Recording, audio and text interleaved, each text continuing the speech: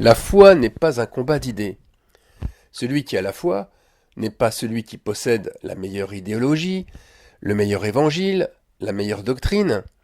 La foi n'est pas un combat d'idées, mais c'est un combat d'esprit. Savoir cela, c'est bien, mais c'est pas suffisant pour que la vraie foi s'établisse.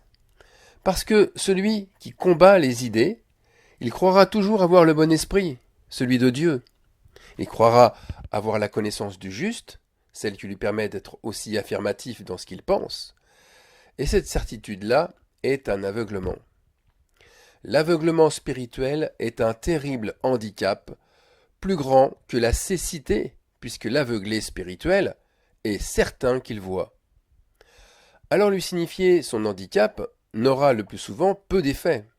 Cela ne fera que de l'énerver et de voir en toi, toi qui le reprends, l'aveugle qu'il est. Il te rejettera en pensant bien agir envers toi. Il te traitera même d'aveugle. Ou bien, il ne dira rien pour ne pas te blesser. Il priera lui aussi de son côté pour que tu réalises ton erreur et que tu te repentes. Apocalypse 3, 17. Tu dis, je suis riche, je me suis enrichi, et je n'ai besoin de rien. Et parce que tu ne sais pas que tu es malheureux, misérable, pauvre, aveugle et nu. Tu ne sais pas que tu es aveugle et nu. Voyez le verset 17, qui annonce par ce nombre la ruine et la désolation, est vraiment là. Et pourquoi ? Parce que le dialogue, l'entendement, le bon sens, le discernement sont devenus alors impossibles. Dans ce cas, comment détruire cette immense forteresse gardée par tant de démons ? Une seule réponse apparaît. Prier. Prier pour cette personne est la seule chose qui vaille la peine.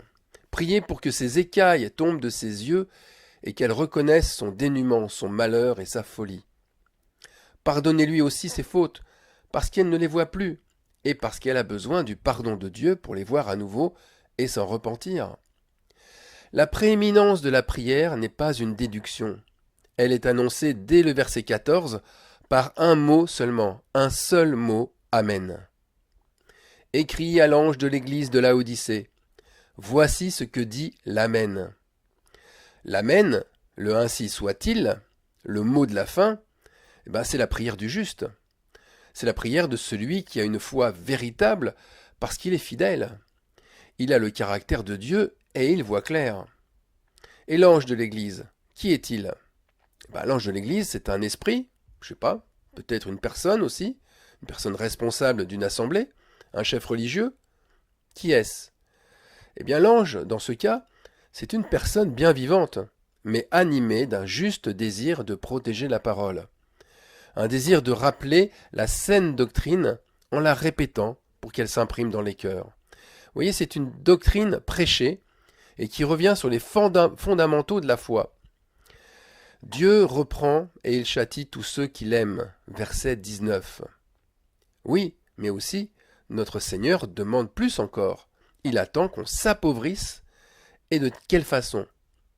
En achetant de lui de l'or éprouvé par le feu, afin que tu deviennes riche. Vous voyez, cet appauvrissement, par le fait d'acheter de lui, est un sacrifice divin qui va jusqu'à ne plus s'attacher aux choses terrestres.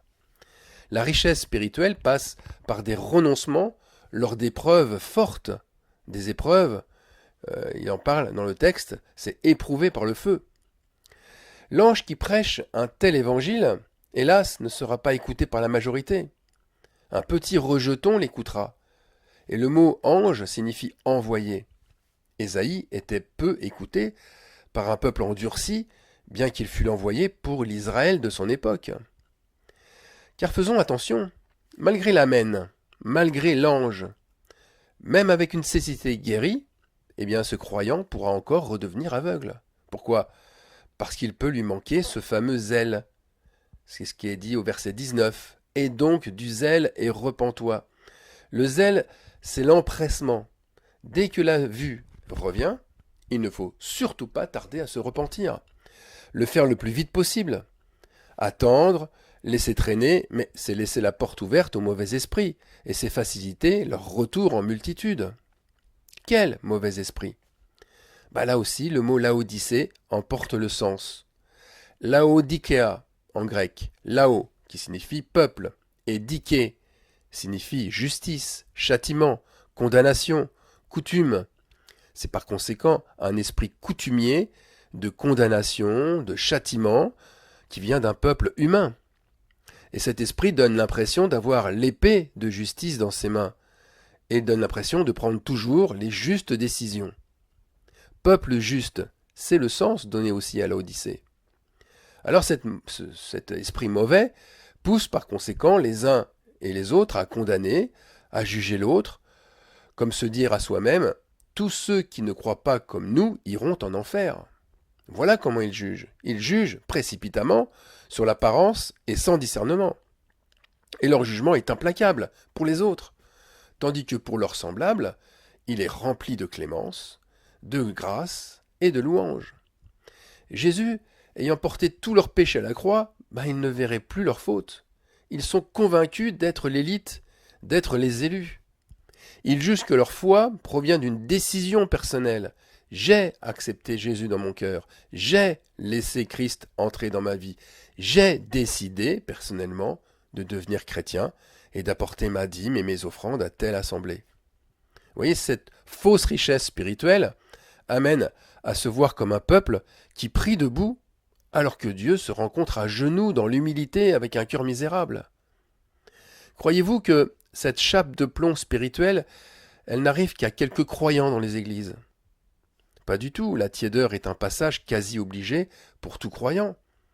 Mais persévérer dans cette tiédeur est dangereux.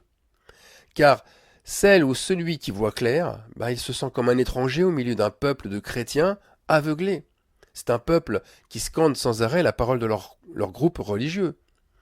Et celui qui a les yeux ouverts, lui, il marche droit. Il se conduit seul avec l'Esprit divin, alors que les autres sont tous conduits par des aveugles.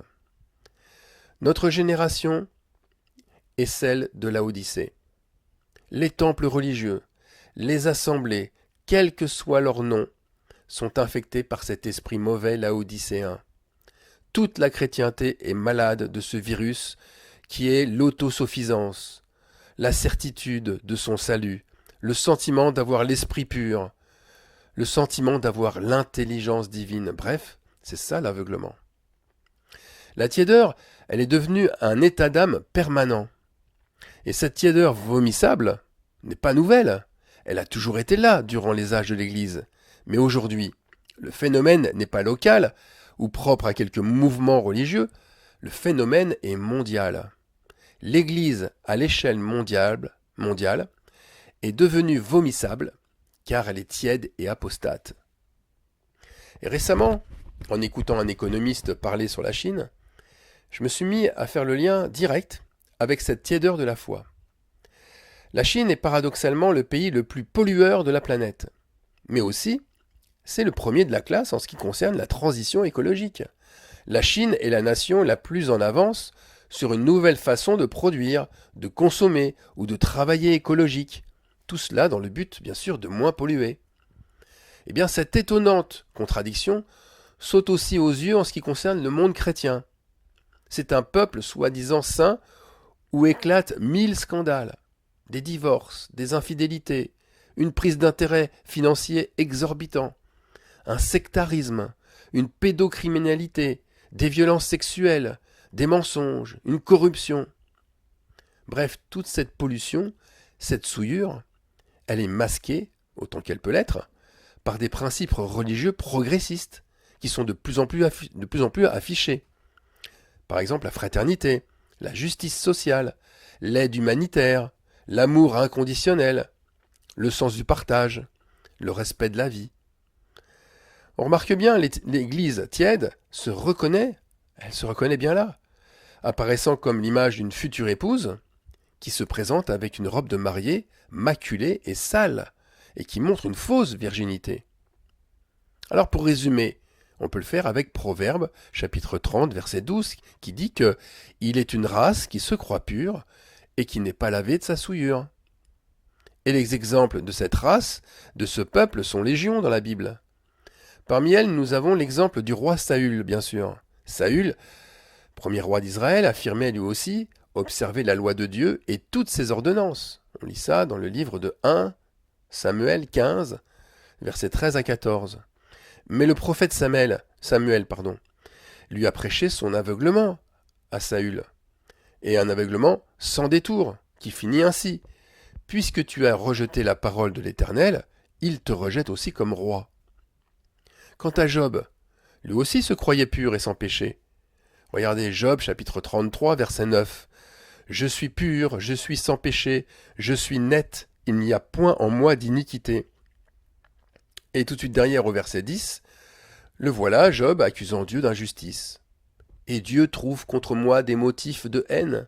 Il me traite comme son ennemi.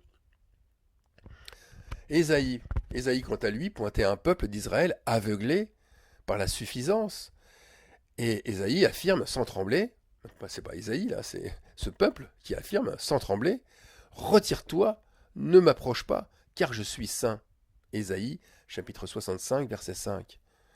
Quant à Jérémie, qui avait le devoir de crier aux oreilles de Jérusalem, donc d'un peuple soi-disant saint, comment peux-tu dire, je ne me suis pas rendu impur? Regarde ton chemin dans la vallée, reconnais ce que tu as fait. Ça c'est Jérémie chapitre 2 verset 23. Laodicée, cette septième église de l'Apocalypse, elle montre un paroxysme. Et 7 c'est le chiffre qui montre le temps de l'aboutissement de la foi, mais aussi le temps parfaitement accompli du faux disciple, de ce disciple préférant la tiédeur au vrai sacrifice. Le prophète Ézéchiel parle clairement de ce septième temps de la tiédeur, et il dit « Le crime est dans ta souillure, parce que j'ai voulu te purifier et que tu n'es pas devenu pur, tu ne seras plus purifié de ta souillure, jusqu'à ce que j'aie assouvi sur toi ma fureur. » Là, c'est Jérémie qui parle de la part de Dieu. Et aujourd'hui, Laodicée est une ville en ruine. Il n'existe plus rien de ce qu'elle était. La fureur de Dieu s'est manifestée par de terribles tremblements de terre. Ses habitants n'ont pas eu ce zèle qui leur aurait permis de se purifier et d'échapper au châtiment. Si nous nous complaisons dans la tiédeur, eh bien nous devenons habitants de Laodicée, et la fureur de Dieu sera notre lot. Alors, soyons zélés dans notre prise de position pour Dieu, et contre toute souillure. Je parle à moi-même aussi. Je ne me considère pas au-dessus de quiconque. Vous savez, les esprits laodicéens guettent tout croyant qui commence à croire qu'il a gagné la course, et que la couronne de gloire est déjà sur sa tête. Mais la course n'est pas terminée, loin de là. Nous avons besoin de veiller sur nous-mêmes afin de ne pas se laisser séduire. Si vous veillez aussi sur les autres en prêchant la saine doctrine, vous êtes cet ange qui agit sur la Odyssée. Et cette septième et dernière église, elle marque la fin de la patience de Dieu. Le fils du péché dont parle Paul, c'est un état accompli. Une future épouse maculée et sale a déjà accompli l'apostasie. Elle a déjà dans sa main sa lettre de divorce avant de se marier. Ésaïe, chapitre 6, il nous montre ce que Dieu lui dit de cette mauvaise fiancée. J'entendis la voix du Seigneur disant « Rends insensible le cœur de ce peuple. » Et je dis « Jusqu'à quand, Seigneur ?» Là, c'est Ésaïe qui parle. Il pose la question « Jusqu'à quand, Seigneur ?» Eh bien, jusqu'à ce que les villes soient dévastées et privées d'habitants. Jusqu'à ce qu'il n'y ait personne dans les maisons et que le pays soit ravagé par la solitude. Jusqu'à ce que l'Éternel ait éloigné les hommes et que le pays devienne un immense désert.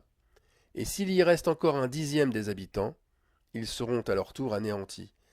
Mais comme le térébinthe et le chêne conservent leur tronc quand ils sont abattus, une sainte postérité renaîtra de ce peuple.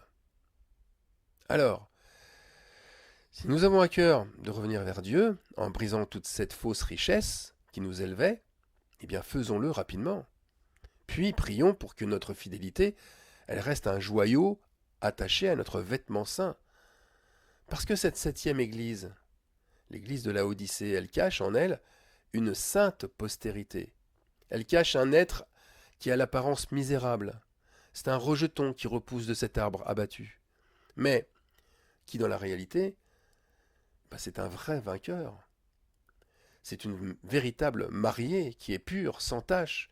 C'est un véritable disciple qui est adopté, qui a vaincu et qui est fils de Dieu. Et voilà ce que dit l'Amen, toujours dans Apocalypse chapitre 3.